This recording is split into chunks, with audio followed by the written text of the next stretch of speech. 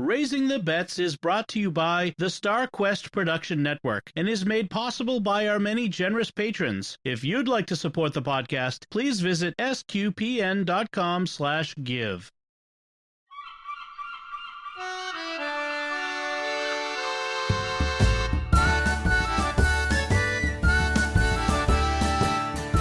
You're listening to Raising the Bets, a family podcast of pirates and penguins.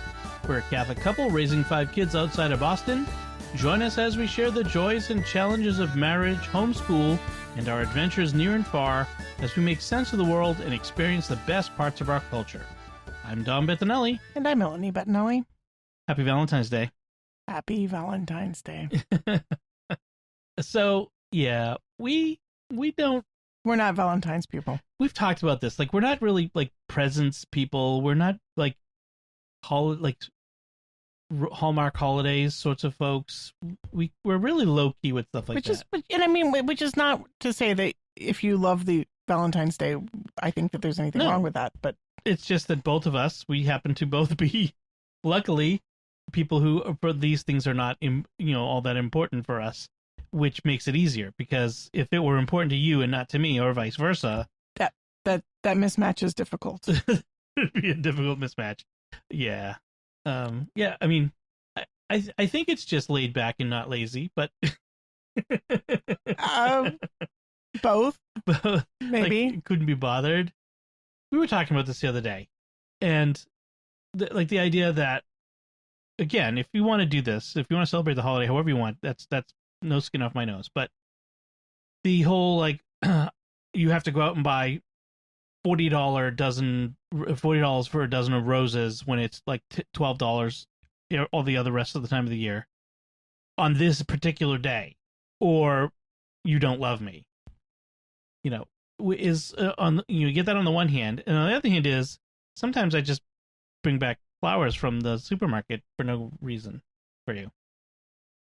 I mean, it just I guess I'm kind of on the frugal end of things, and so like spending that much money on flowers just seems kind of shocking to me. Right. And hey, I wouldn't refuse to go out to dinner with you, but on Valentine's Day, usually this year, all exceptions, it's like you fight the crowds for a small space, and the food is usually more expensive on Valentine's Day, and probably not as good, frankly, because they're slammed, and so they're rushing food out to the tables and all that stuff.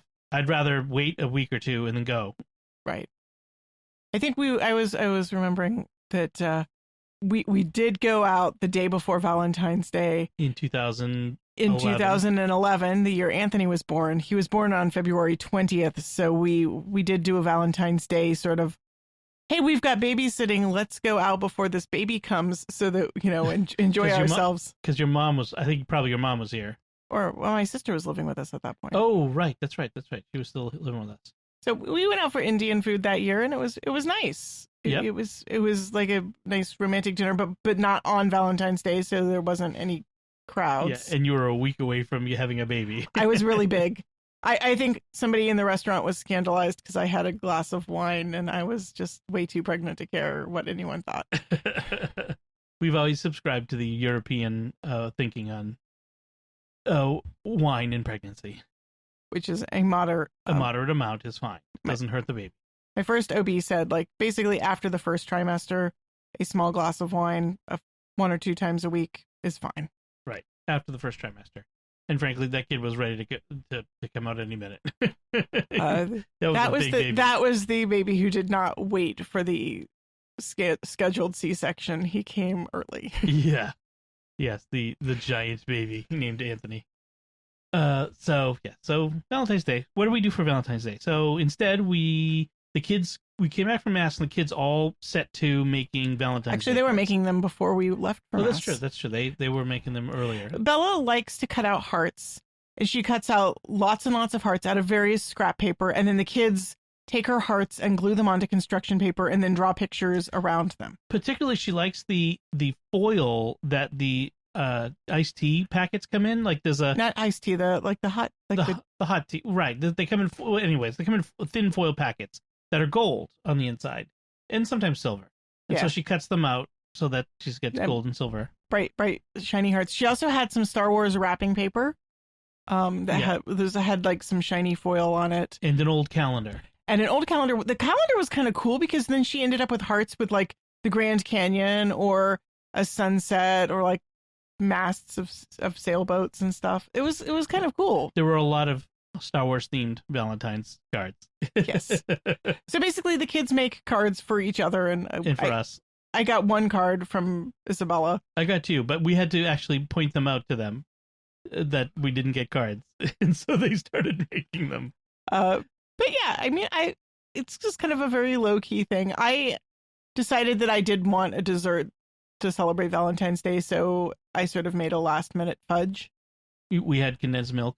We had sweetened condensed milk. I had some random scraps of chocolate, like I had some baker's chocolate and I had some semi-sweet chocolate chips, and I just kind of put it all in a bowl in the microwave, and I stirred in some homemade orange marmalade and some toasted pecans.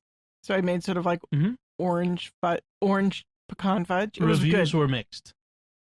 Some people said it wasn't sweet enough, and that might have been because there was baking chocolate, I think. The baker's chocolate. Yeah. There was like some dark chocolate, there was some unsweetened chocolate, and then the semi-sweet. So I think that on the whole, the mix was a little bit too slewed towards dark. Yeah.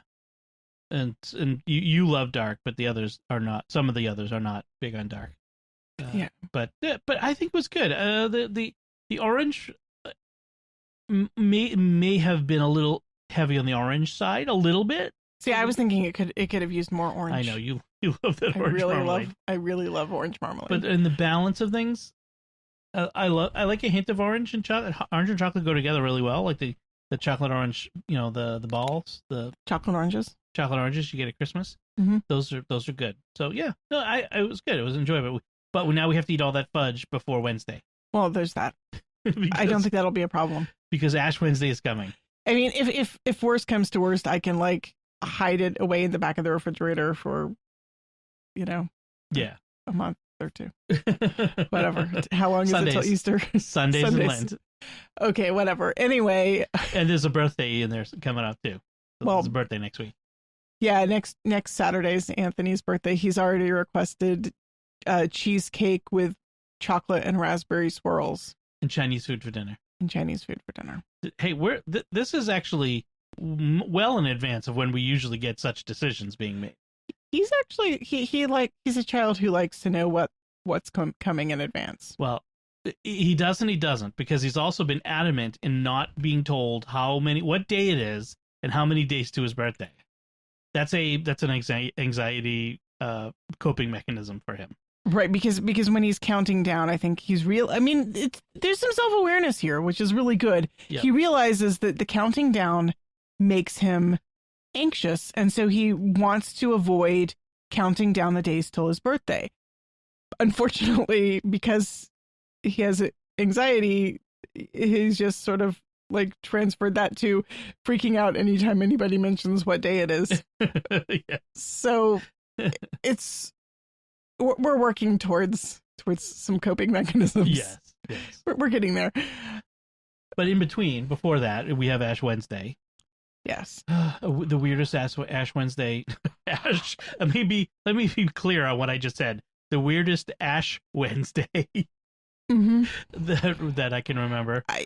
Last year Ash Wednesday came before the COVID lockdowns. Yeah, it was like the second or third week of Lent was the last Sunday we were at Mass. Right. So last year we went to Ash Wednesday Mass at the Pastoral Center at Cardinal Sean celebrated Mass. That's right. And we usually go at the Pastoral Center because it's not that far from us instead of our parish, because the parish usually has like a weird time.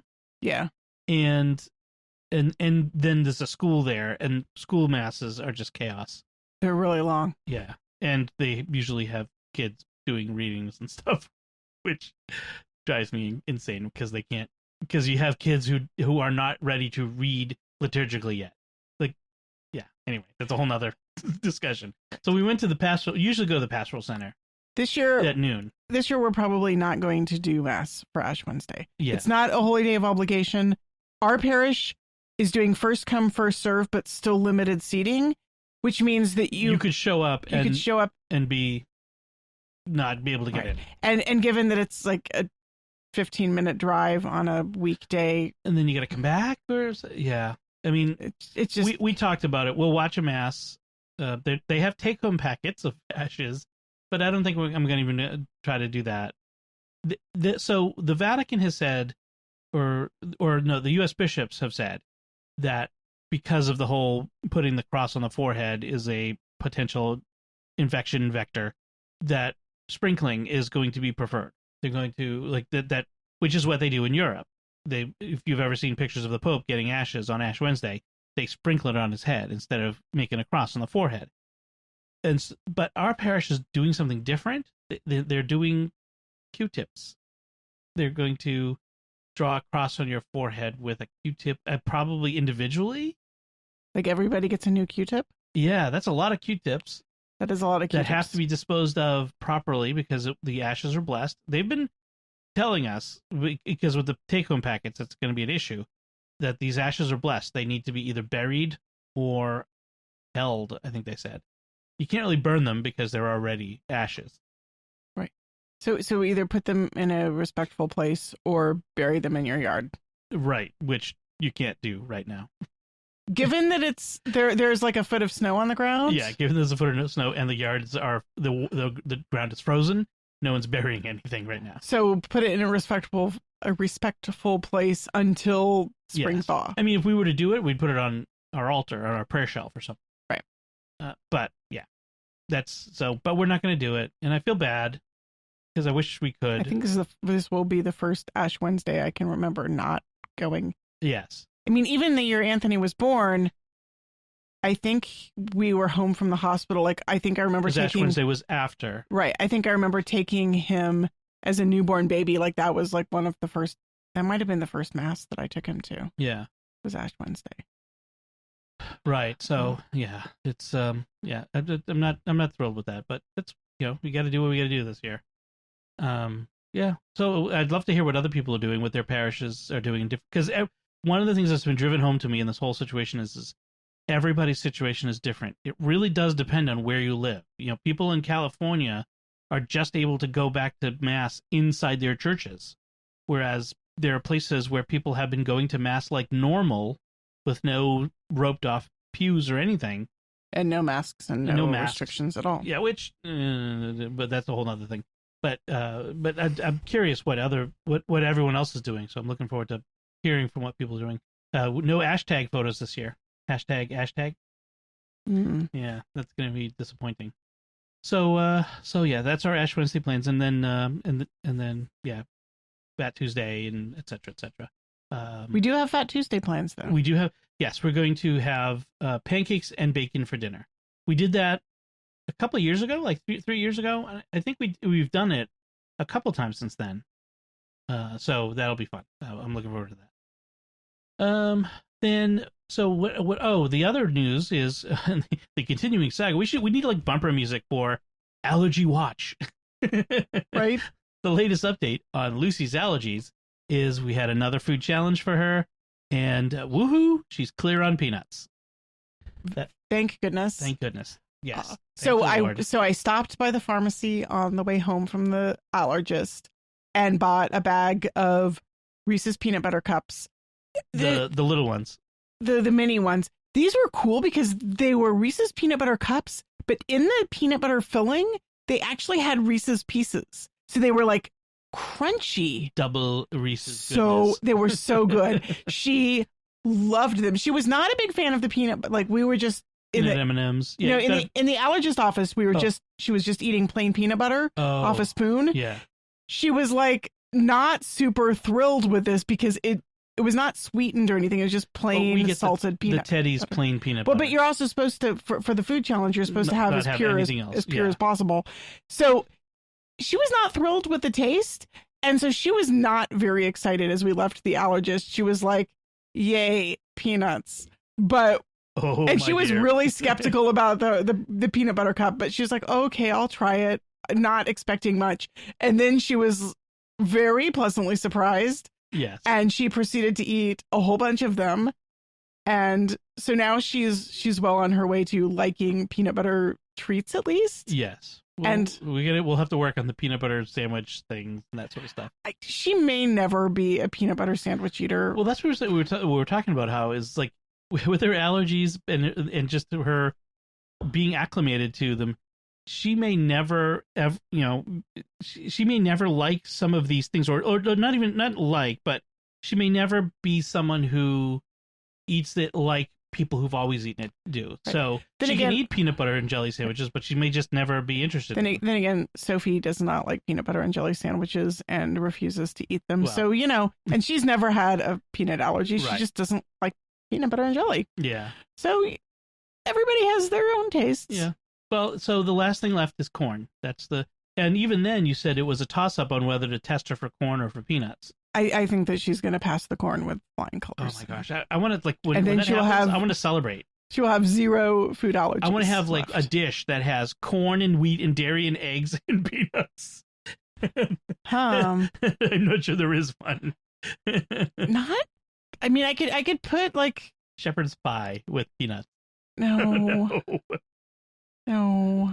I'm not sure if there is something. But or just even a dinner that has all the things in it. Actually, she might still be allergic to hazelnuts, which were the one nut that she actually had like a reaction to. Yeah, when the one time we tried hazelnuts, she had like swelling, itchy lips and stuff. So she's been a little bit hesitant on hazelnuts, but it's like Bella is allergic to cashews. I mean, you may be like I'm happy that she's clear on peanuts because those are the most common. And she can have pistachios and pecans and almonds. So she's really got a fairly wide range of nut products that she can eat. Yeah. So that's good. Anyway. So, yes. So the other thing we were actually started talking about, was that today or last night? I think it was last night at dinner. Was I've been thinking, what are we going to do for summer vacation? And I know it's February. Oh. Part of that is it's February and I need to think about something nice and sunny and not cold and icy. This is usually a good time of year too, because if you wait until spring, you wait too late, everything's booked. Yeah. Now, of course, the problem is what will we be able to do? Right. What will be open? Right. So, the last year we got the cottage on the lake. It wasn't exactly inexpensive. And it was nice, but it's sort of you're in the cottage and that's all you do. And I like to alternate that with doing something where you go someplace and see things and do things. But are you going to be able to do that? Like, do we go camping somewhere? Can we go camping? Will campgrounds be open? Will everyone be camping because they don't want to go take summer vacations that require flying, so they want to drive places? Like, these are all the questions in my mind, and I just don't know. And even if you can go someplace, will anything be open to do? Like, if we went to like Gettysburg again, say, which we wouldn't because we decided summer in Gettysburg is not the best time to go because of the heat. But like, would stuff be open? So right, and you'd have to do a lot of research to find like specific, because sometimes it's not even just state specific. Sometimes it's right, and locale. Things will change between now and then, so who knows? So, and then we have the added wrinkle of scout camp. So now 3 of them are potentially going to scout camp. My hope is that the 2 troops go together at the same time, which is likely because there's leadership. The leaders overlap right, between assistant scoutmasters and that sort of stuff, and siblings and that sort of thing in the 2 troops. It would be for the parents, I think would be love to have that happen that way. So right. So we've got that wrinkle though, which is a whole nother thing, which is a whole nother expense. The 3 of them at scout camp is not cheap. So I don't know. I want to do something. I don't want to just not do stuff, but maybe we just need to keep waiting a little bit longer to see what happens with the vaccines and all that sort of stuff. It's 2021 is working up to be another year of uncertainty and whatever. Well, if you folks or if you've got plans, if you're thinking of doing something, I'd love to hear what you're going to do and what you think you're going to be able to do. and how, what you're thinking about your summer vacation, and did you go on vacation last summer? I think a lot of people didn't even get a chance to go away. They were so locked down. So 2 years without a vacation, that might be a little crazy. So we'll see. I want to at least do something. We need to do something. Yeah. Even if it's, just drive to a campground on the Cape, stay in state in Massachusetts, or go to a state park, or whatever's open. Like, that's the thing. I'm not even sure what's going to be open. Anyway. So let's talk about food. About food. Because Lucy her allergies are falling by the wayside.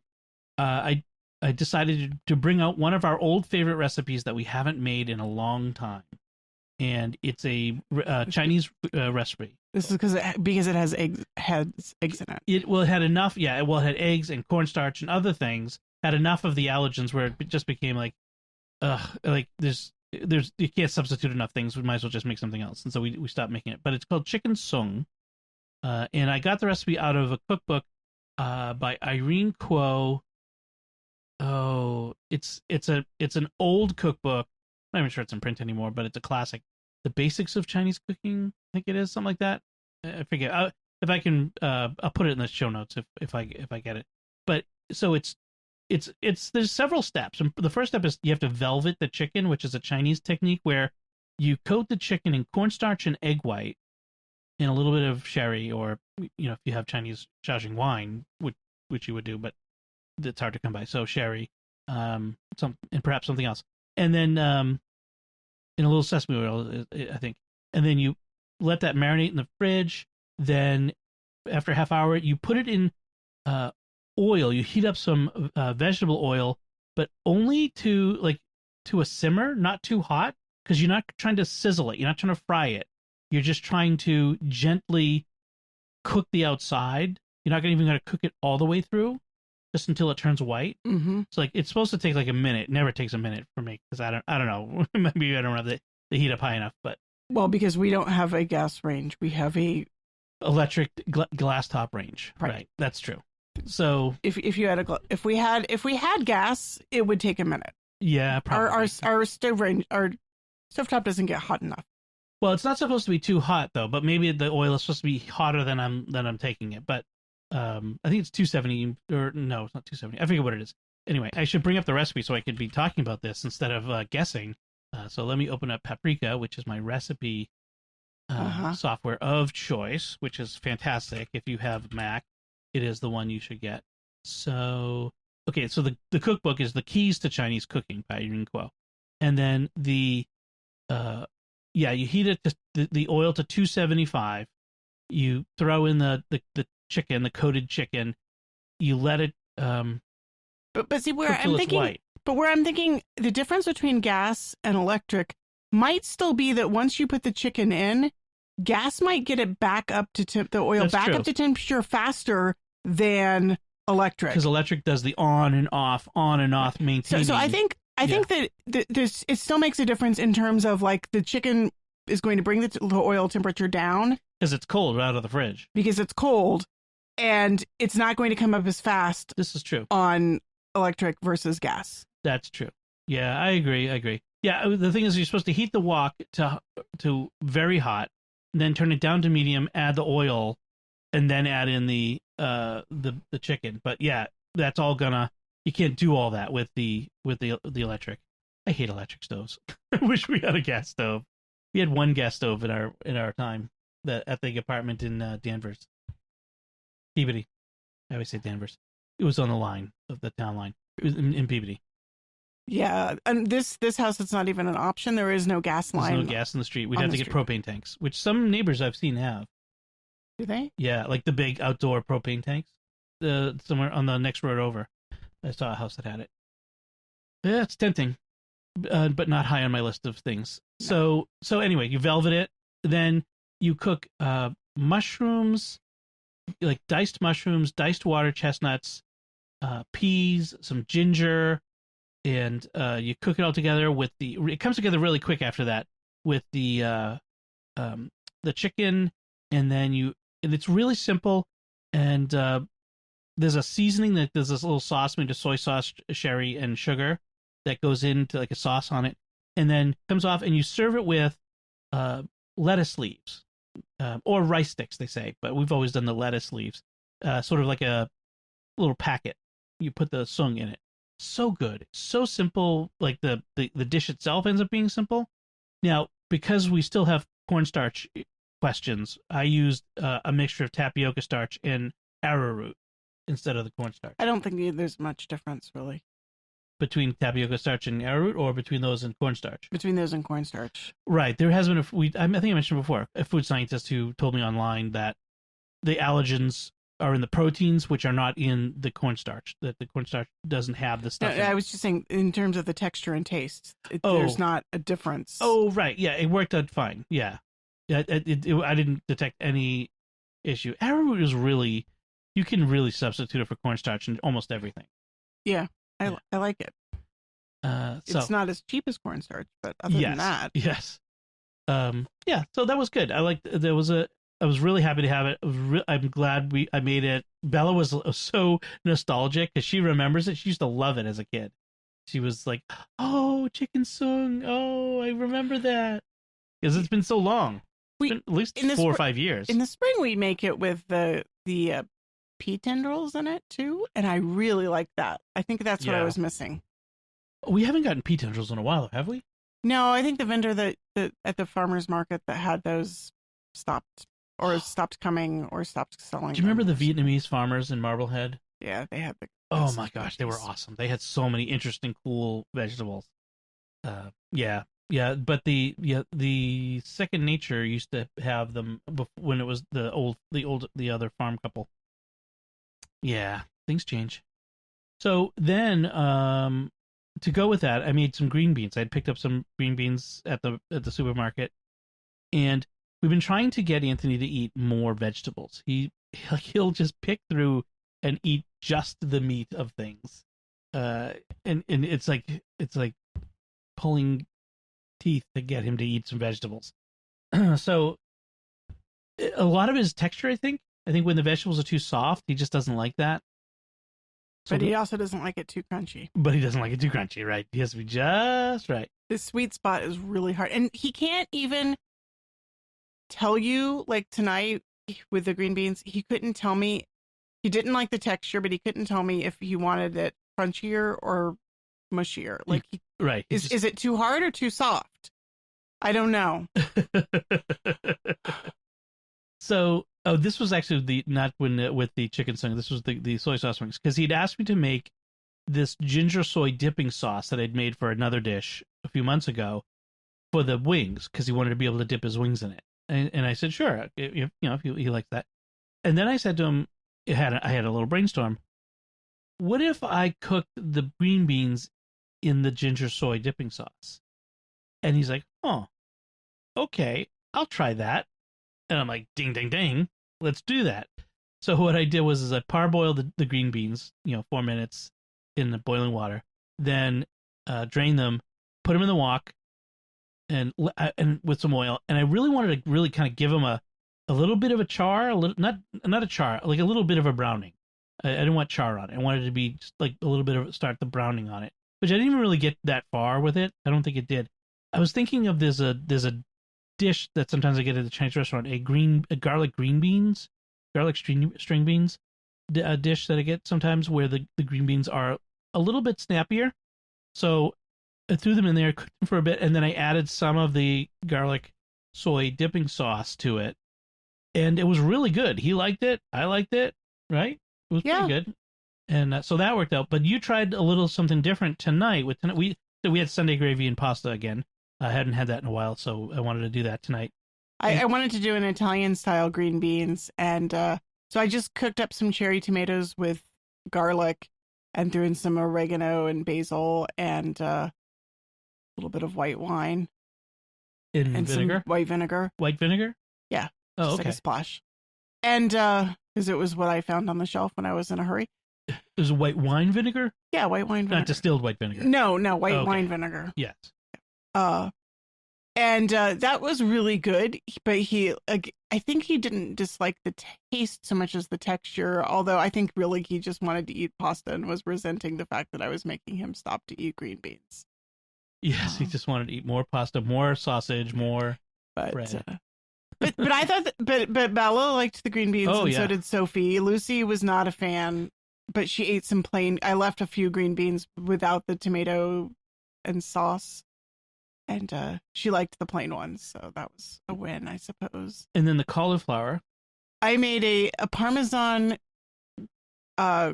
cauliflower. I tossed it with I made some breadcrumbs, like Parmesan breadcrumbs with some onion and garlic powder and salt and butter and oil. And then you just little oregano, I think. Right. And I just toss them together. I tossed the cauliflower in the butter and oil, and then I tossed them in the cheesy breadcrumbs, and then I roasted them at 425. Sheet pan in the oven for 20 minutes. A little bit longer than 20 minutes. It was more like 30 minutes. Oh, okay. But I checked it at 20 and then went from there. It was like having garlic bread. They were really good. They were very good, very popular. Well, among those who would eat such things. Yeah. Bella and Sophie and you and I liked them. Lucy was not a fan. Anthony was resentful and angry, and Ben wouldn't even try it. Anthony likes garlic bread, but he's like, it tastes like cauliflower. It can't possibly taste like garlic bread because it's going to taste like. I don't think he gave it a fair try. Yeah, I think he had already decided what it was going to taste like. Yeah. So that's what we've been cooking. Oh, and then I also made beer bread today. Oh yes, the best use of a can of Budweiser ever. You bought the Budweiser for some recipe. The fish and chips. Oh, beer batter fish. Yes. So we had a 6-pack of Budweiser. I'd only used 2 cans of it, so there had been 4 cans left. Yeah, so I made an overnight beer bread. No need. It's just like 3 cups of flour and some yeast and salt and a little bit of oil, and then a can of beer. Super easy. Just stir it up. You don't have to knead it at all. Throw it in the fridge. No. You let it rise for a couple hours, and then fold it a couple times. You just fold the edges in. You're not kneading. You're just folding. Yeah. And then let it rise another couple hours, and then fold it again, and then stick it in the fridge overnight, and then take it out, let it come to room temperature, fold it, let it rise a little bit, and then make it into a loaf and let it rise and then bake it. So there's a lot of letting it rise. This is supposed to be somewhere between 18 to 24 hours or even longer. Mm-hmm. But the timing is really laid back. Fold it whenever you kind of think about it and you have time, and it's risen some. It's not like you have to watch the clock and set a timer, and if you miss the time, then you're going to ruin the bread. This is lazy person bread. And it came out, the flavor was really nice. Yes, it was really good. It was very soft. A very soft crumb inside, but a nice crust outside. I cooked it in a 450 degree oven in my Dutch oven. So you put the Dutch oven in the oven to preheat and let it get really hot. And then you drop your bread in and then put the lid on it. It gives it a spring, that heat from the Dutch oven. And it gives it a nice crust. Yeah. So that was a successful use of Budweiser. Yes. The best use of Budweiser ever. Although one of our friends gave us a link to a recipe for a beer cheese sauce, which may be another good use of Budweiser. See, I think you need the beer bread and the beer cheese sauce together. To go together? Sure. I'm for that. What are you going to dip in your cheese sauce but beer bread, right? A spoon. But yes, you could put the bread in it too. So that might be on the slate for next week. Yeah, that should be good. Next Sunday, maybe. All right, that's what we've been eating. Let's talk about what we've been reading. So I finished this week. I started this week, finished this week. I knew it was going to happen. I read Peace Talks, the one of the penultimate, not penultimate, but the second most recent of the Harry Dresden Files, the Dresden Files novels by Jim Butcher. Featuring Harry Dresden, the wizard detective. 2 books came out last year, Peace Talks and Battleground, and they came out 2 months apart. Yeah. They're really 2 halves of a novel, story. of a novel that got too big and needed to be chopped in half. yeah, the way this one ends is like, that's it. Like, wait, we're about to go to this next thing. Yeah, but at least you get to read the next one right away. I had to wait the 2 months. Exactly. Actually, I think I read it twice in the 2-month interval. Like I read it and then I read it again right before Battlegrounds came out to have Peace Talks fresh in my head again. So my thought about it is, I mean, I'm delighted to be able to read another Dresden Files novel, so that's good. I felt like the stakes are getting too big, like for Dresden. It started out, in fact, he says it in the novel at one point. Like this, I used to just do, cases finding lost pets, that sort of thing, or he used to do small cases, and now all the time it's always world-changing consequences. It's like Doctor Who. Everything is like I have to save the universe every episode, and it's like after a while, if you have a constant diet of this really high level, like the tension, you lose the tension a little. Although what I like about it, I'm going to play devil's advocate because I can see your point, and yet at the same time, I kind of like the fact that he's also interested, though, in what are the real world effects of these big world changing things, because it's not without consequences. Like, it's not just like we have this big battle and then like everything goes back to normal and we're fine. Like every time there's a big throwdown, there's consequences in the world. Yes and no. Like it's not like a TV show where we reset back to the status quo ante from the beginning of the episode. I get that. That's true. The things that happens in the world they have consequences. People die, things break, relationships end, that sort of stuff. And yes. And in a way, what's happening now is the consequences of what happened. Harry's been breaking the world, and now he has to deal with the consequences of the things he broke. Yeah, I mean, I get that, and I have to, and I like that. I like the fact that when he does things without really thinking through, there are big world-changing consequences, and there is a mess that he ends up stuck with. Well, and I do like that there are consequences and that it's logically thought out. And I also like that the previous book was smaller stakes. It was a heist novel, like it was a heist story, which is smaller.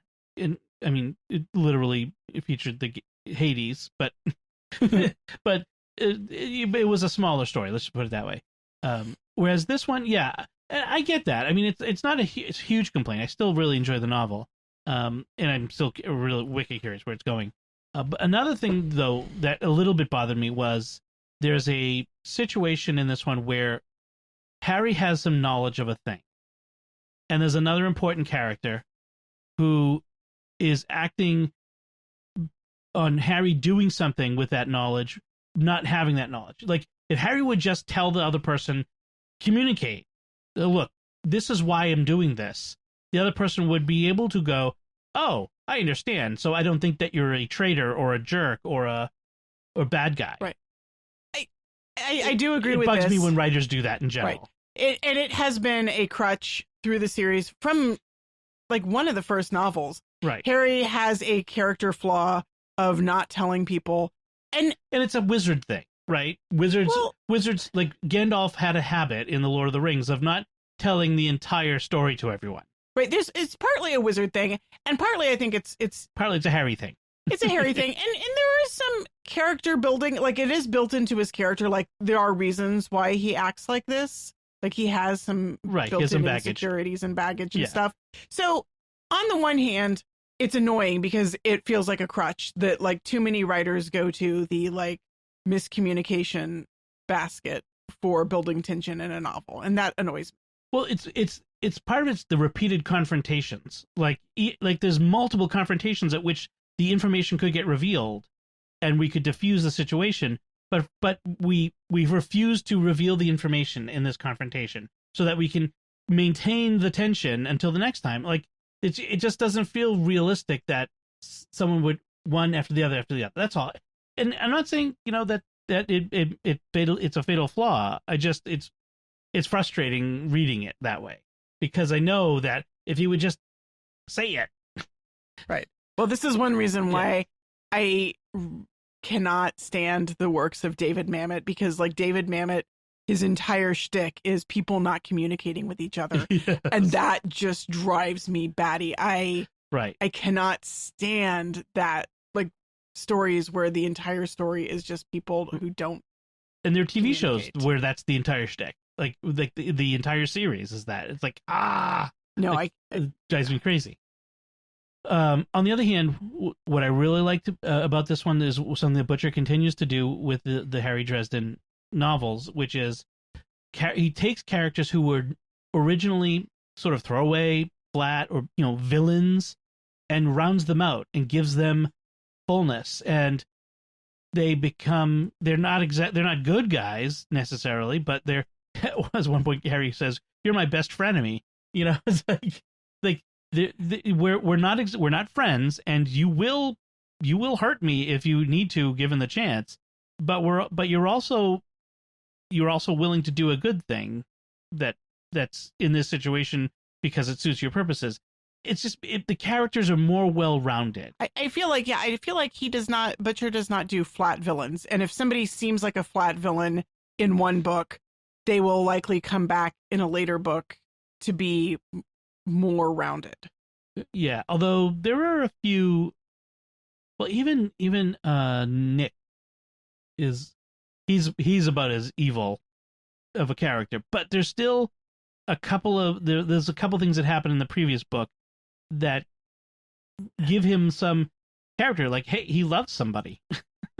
Right. He's evil. He's bad, but he's also, there's still a humanity. There's a little bit, a little glimmer of humanity left. He hasn't lost all of his humanity. Right.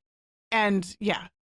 So there's that. The big baddies here, the Fomor, which are they're like evil magical people from under the ocean. They're based in Irish mythology. Okay. So far, they're just bad. So I don't think that. Right. I mean, there are some who are just bad. Well, because with magical creatures, you can have like a magical race that are evil. Like vampires are just evil. Or are they? That's the question, right?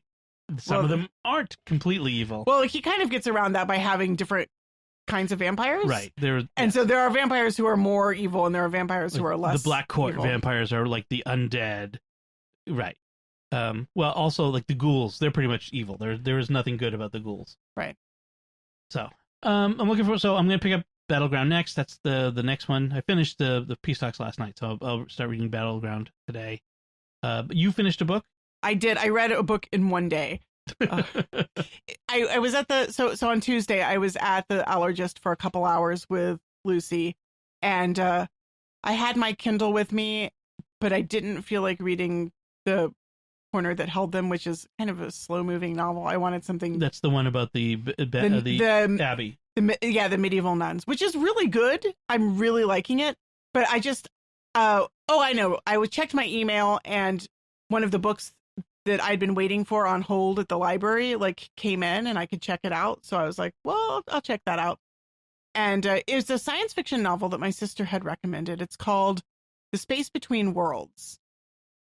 It's a recent novel. I think it came out last year or the year before, maybe a few years ago. Anyway, so it is a parallel universe novel. Multiplicity of worlds in multiverse. Multiverse, yes. There's a multiverse, and you can exist in you exist in multiple universes. In each one, they're slightly different because of different choices that characters made. So in this one, the wrinkle is that you can only travel to a parallel world in which your parallel self has died. So you have this big corporation which has the broken, they have the breakthrough technology which allows them to go to other worlds, and they're mining them for information primarily. Looking at other worlds and seeing how things are different the further away they get from Earth Zero. But in order to go to those other worlds, you have to be dead in them. So what they found is that the people who are most likely to be dead in more than one world are people who come from backgrounds of instability. Poverty, war-torn areas. Right. Yeah. So one of them is a guy who was a child soldier, in Africa. And so he obviously has, in many of his parallel lives, he was killed in the war. And so he's able to travel to a bunch of worlds. Our protagonist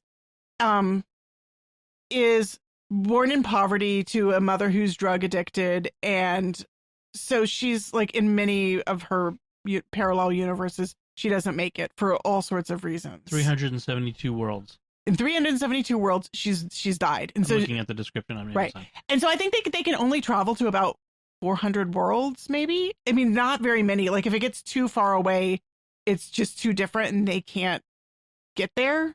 Right. So she and what the company does, because they're keeping costs low, is if they try to use one person to cover as many worlds as possible. And so every time one of herselves dies in another world, they fire the person. Like if a person can only go to worlds where other people can go, they fire them. Like your job security rests on being the only person who can go to certain worlds. Okay. So if you have no exclusive claim, then they'll just fire you and use people who can go to those worlds. Right. So as the novel opens, one woman is being let go because now our protagonist's self has died in one of the parallel worlds, and that was the last one that she had exclusivity in. Right. So if you've lost this exclusivity in all the worlds that you can go to, then they fire you. Right. Because you now don't, you are now redundant. Right. Okay. And so it's kind of a small novel in a way, because the only worlds that we see her going to, like where she's traveling in the worlds, is not to distant places. She's traveling to the same location. Okay. And she's meeting the same characters of people. She's meeting all of the people she knows in her own world in these parallel worlds. They're just slightly different. Slightly different people. And so that's kind of interesting, because what thing allows the author to do, allows the story to do rather, is to trace the effects of free will and choice. And so you see characters who are either, they're different in these different worlds because of either choices that they made or choices that other people made. And so you can kind of see that like there's a similarity across all of the different possibilities. You have character traits which remain largely the same. And there's the novel's really interested in especially looking at trauma and how trauma shapes people. And people end up making the same bad choices over and over again, and partly because they're stuck in bad situations. Interesting. But what I liked about it is there's like one character who is her former boyfriend, I suppose you could say, former love interest, who was very abusive, and she has escaped from him. And he's the emperor of Ashtown, which is sort of basically the world is divided into the city and the wastelands. It's a post-apocalyptic world. But in one of the parallel worlds she goes to, he's not a sadistic, murdering, abusive megalomaniac. He's really kind. But his older brother, who in her world had died as a child, is the sadistic, abusive megalomaniac ruler. And so it's almost like because their father was all of those things. And so it's like one of the two brothers has to take on the role of the father. But when in the world where his older brother survives, it gives him space to actually become a kind person. Which is interesting because it really looks at like both how we're the product of our environments, but also we are the product of our choices, because in the world where he's kind, he had the opportunity of killing his brother and opted not to. Nature, nurture, and choice. So I really liked the fact that the novel explored that nature, nurture, and choice and free will. And that in the end, it turns out that our character survives. She's the one of herself that survives, in part because she's resilient and strong and she has grit, but also because she's kind. She finds out that, she's got a sister who has realized that something that she's a sister in one of the parallel worlds that she's able to visit, who realizes that she's not her old self because she's kind. Interesting. But like she comes in at the, like, if she's dead in that world, don't people say like, oh, hey, where'd you come from? I thought you were dead. Right. She usually goes in sort of under cover of darkness. She's kind of a spy. Like she's going in, doing a data download, and then going back again most of the time. Okay. So it's just sort of like they've got some sort of a spy station, and she's just collecting the data dump. Okay. And so they have a way of disguising her. Like she often goes in cover of darkness, and they have this sort of veil mask thing that she can wear that disguises her features. It works unless you get too close. Okay. I liked a lot of it. It got really dark at sometimes because it is trauma. It's also interesting in identity questions. There's some question of like racial identity. She turns out to be Black, which wasn't clear to me until more than halfway through the novel, which was actually kind of interesting. There were hints. There's like suggestions that people in the city have lighter skin and people outside the city have darker skin. But it's also partly because of environment. Like outside the city has like bright, deadly sun, and inside the city they're under a protective dome. And so I thought it was just like environmental. Right. And then it turns out as the story goes on that there's probably like a racial element. Like the people in the city tend to be white background and the people outside tend to be other races. Okay. There's also some gender questions, which didn't get too heavy-handed, but it is definitely an element in the story. She has a romantic interest in another woman, and there's a character who is sort of non-binary gender, but it's not an overwhelming element in the... Right, it's not banging you over the head with it. Right, it's like Star Trek Discovery. And I really felt like it was handled in a way that was sort of thematically in keeping with the other questions of free will, choice, and identity. These days, with science, especially with science fiction books, you can't help but see that sort of stuff showing up. It's there, So if it's handled deftly and not too heavily, right. And there, as far as graphic content goes, there's no graphic romantic or sex scenes. There is a little bit of descriptions of violence. So okay. So it came out in August.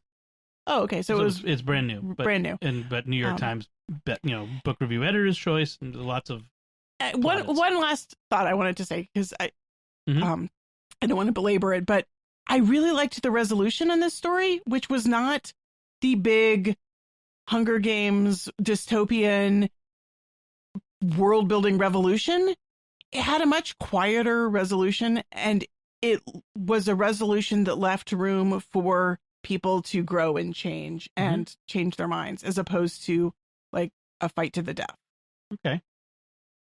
So just a couple things I want to talk about for having watched this past week. I watched on Netflix, there was a movie. I just wanted to watch something mindless. I watched this Jason Statham movie. He's the British action hero star, called Homefront, where he is a DEA agent who retires with his daughter to like in the Bayou, Louisiana, like backwoods Louisiana, and there's a biker gang that wants to take revenge on him, and James Franco plays a meth dealer,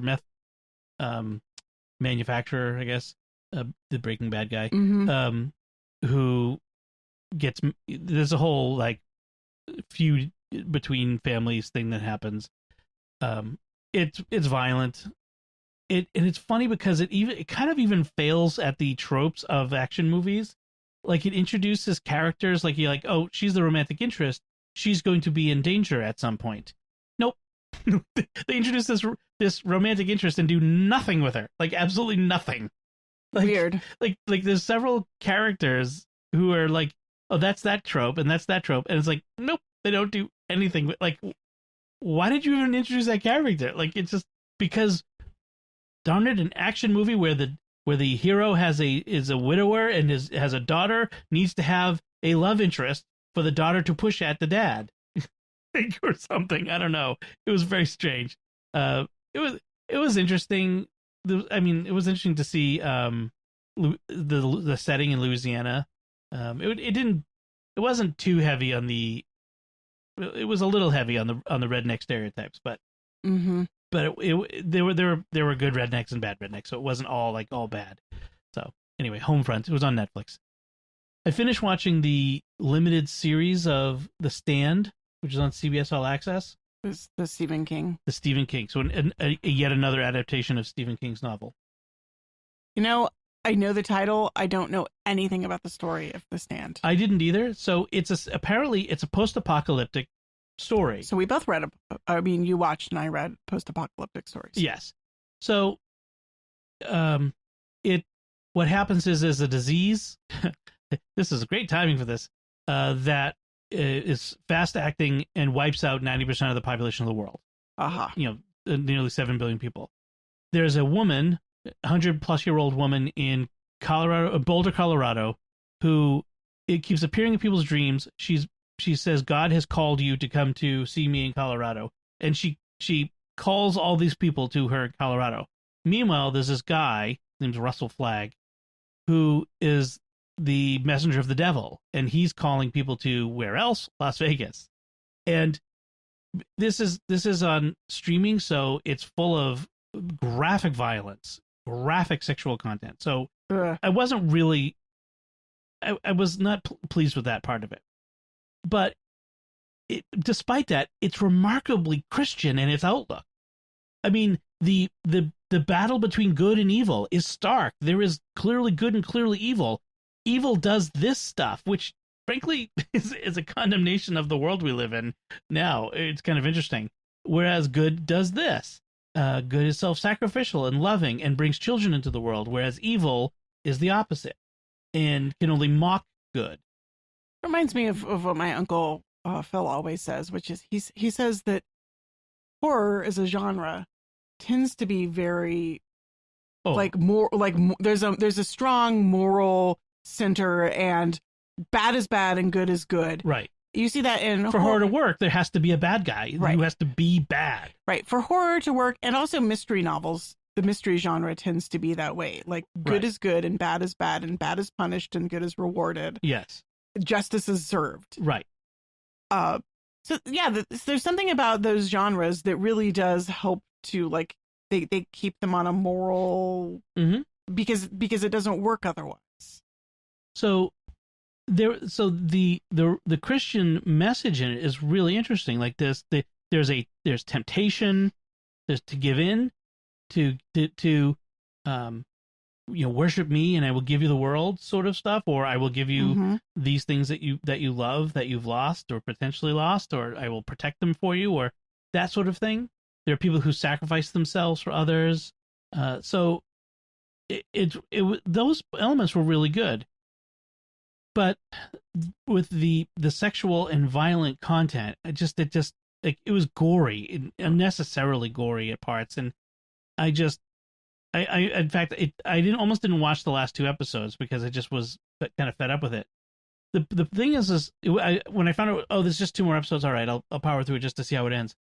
It wraps up way too quick. Like it spends 6 episodes building up this story, and then suddenly it's like the producers looking like, oh, we've only got 2 episodes left. Oh, we got to do all this stuff now, and like everything happens in 2 episodes. In fact, everything kind of happens in 1 episode. The penultimate episode, the second to last episode, all the resolution, and then there's a little more story in the last episode. And it's like this. I think this is the problem with this limited series format of 9 episodes. Like, if this were a 4-episode classic miniseries from the 80s, right? You're too young to remember that, but the TV miniseries like The Roots, or actually there were Stephen King miniseries on TV in the 80s, where it was 2 nights or 4 hours, 2 hours, or it was something like that. And if they did this in 4 hours, it would have been better, frankly. It either had to be 4 hours or it had to be 16 hours. But it's like they dragged out the middle part because they had to fill 9 episodes. But then when you get to a point, you're like, okay, now it's time to wrap it up. Yeah, so I was a little disappointed with that. I've heard that the version of this from the 90s was better, so I may actually seek it out because I kind of like post-apocalyptic stuff sometimes. I find the people surviving in these extreme circumstances interesting. So yeah, I'm a big fan of post-apocalyptic literature. Yeah. You had a YouTube video you wanted to talk about, and then we'll wrap it up from there.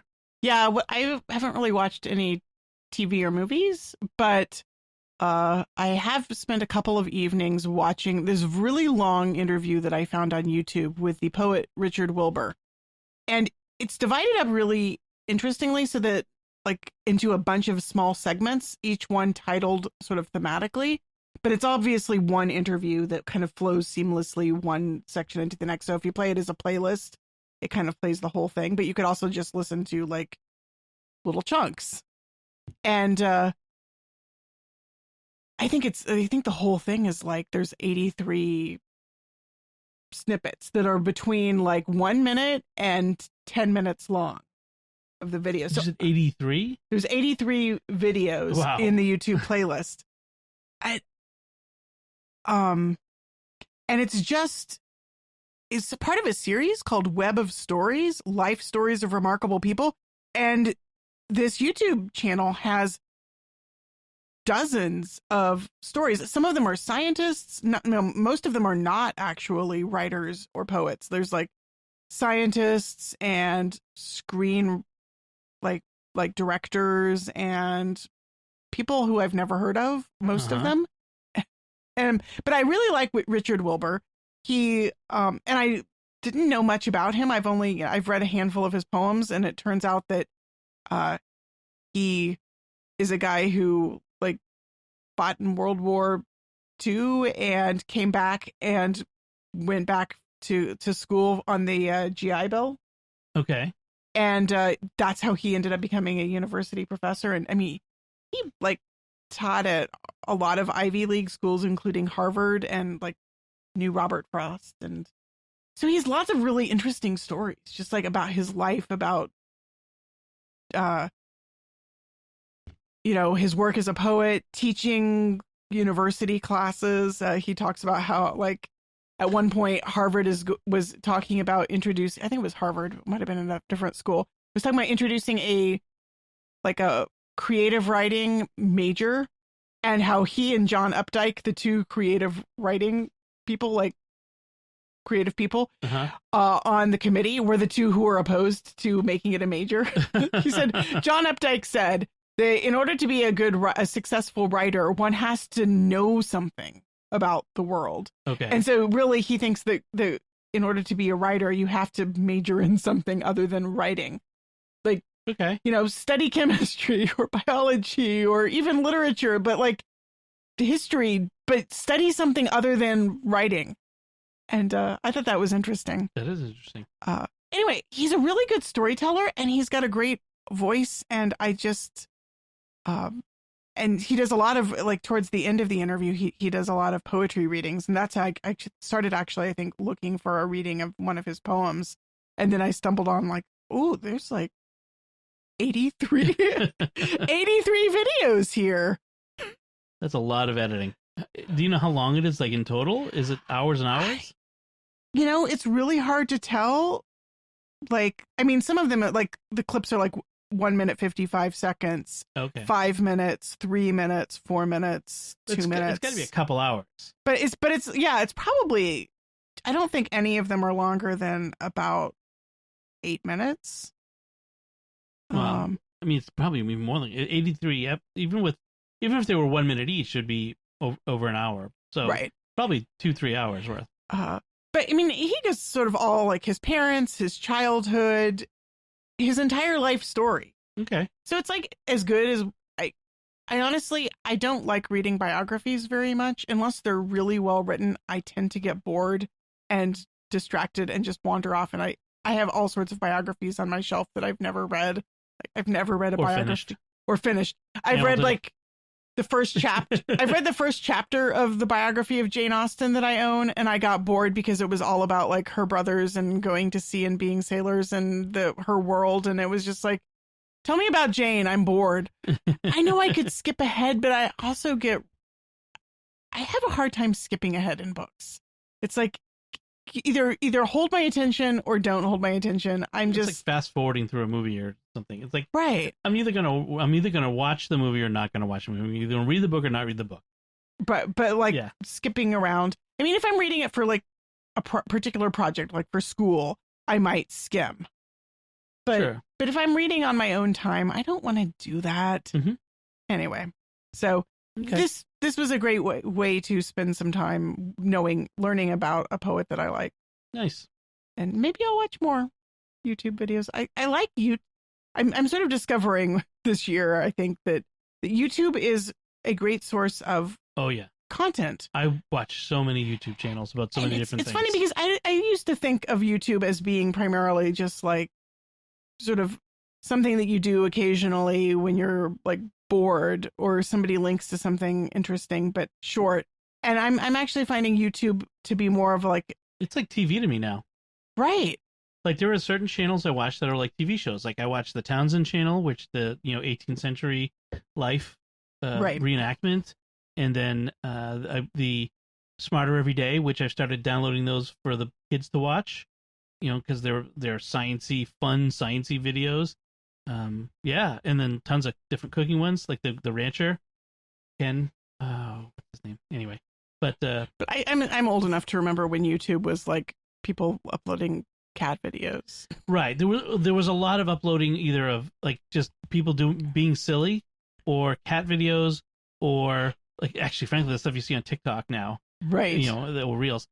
Or they were uploading clips from shows, which are still there, clips from TV shows and stuff. But there's so much there. That's the thing. There's a lot of good content. All right, let's wrap it up there. Okay. We want to take a moment to thank our patrons who make it possible for us to create Raising the Bets, including Father Darrell M., William C., Jeremy S., Joanne M., and Christine G. Their generous donations at sqpn.com/give make it possible for us to continue Raising the Bets and all the shows at StarQuest. Now's a great time to become a StarQuest patron, thanks to a generous gift from a StarQuest supporter. When you start a new Patreon monthly pledge at sqpn.com/give, the first 3 months will be matched by an equal amount from our donor. So, and that supports all our shows, including this one, making your gift go even further. So if you've been thinking of becoming a StarQuest patron, now's the time. Visit sqpn.com/give today. So what do you think of our discussion? Do you have any feedback for us? We'd love to hear you about what you're doing for Ash Wednesday, what Ash Wednesday is going to be like for you this year, what you're doing for summer vacation. I definitely want to hear from people their summer vacation ideas. And anything else we talked about, you can comment at sqpn.com/bets, that's BETTS, or the SQPN Facebook page, facebook.com/StarQuestMedia, or send an email to bets@sqpn.com. And of course, all the links for all of our discussion are in our show notes, the books, the videos, etc., etc. They'll be on sqpn.com. If you can, we really do appreciate it. We haven't had one in a while, but if you can write a review of the podcast at Apple Podcasts or wherever you get your podcasts from, and share the podcast with your friends, that helps us grow our community.